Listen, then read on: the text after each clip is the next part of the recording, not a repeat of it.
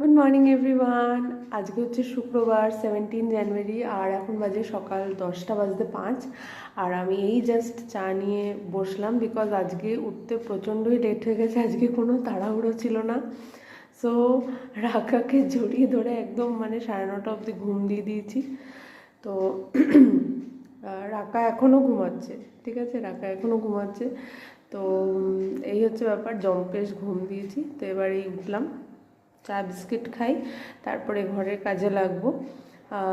আজকে এটাও সব বার করে রেখেছি। এখানে এটাতে আছে মাছের মাথা আর এটাতে আছে 4 পিস মাছ, নাকি এটাতে মাছ আছে, ও এইটাতে মাছ আছে আর এটাতে আছে মাছের মাথা, এটাতে আদা কাঁচা লঙ্কা বাটা।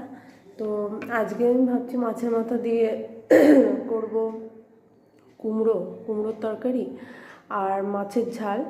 তো বিহুর পরের দিন না, যখন কাকিমা সব খাবারগুলো সবার মধ্যে ডিস্ট্রিবিউট করে দিচ্ছিলো বিকজ অনেক বেঁচে গেছিলো, তো তখন কাকিমা একটা বাটিতে আর কি আই থিঙ্ক ওটা তো ভাজা ভুজি এগুলো দিয়েছিল, আর বাকি বাটি আমার ঘর থেকে আমি নিয়ে গেছিলাম, তাতে মাছের ঝোল, ডাল, মাংসগুলো দিয়েছিল।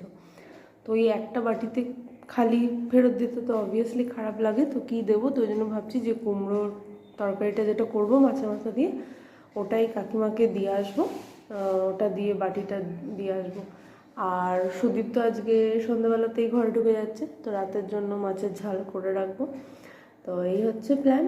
আর অল্প টুকটাক আমার কয়েকটা নাইটি কাচাকুচি আছে, ওইগুলো কেচে নেবো, ঘর ঝাড় দেবো।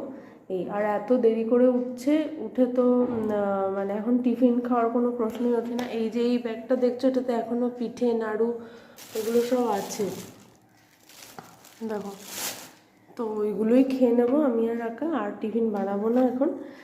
তো এই হচ্ছে, চলো দিনটা শুরু করা যাক।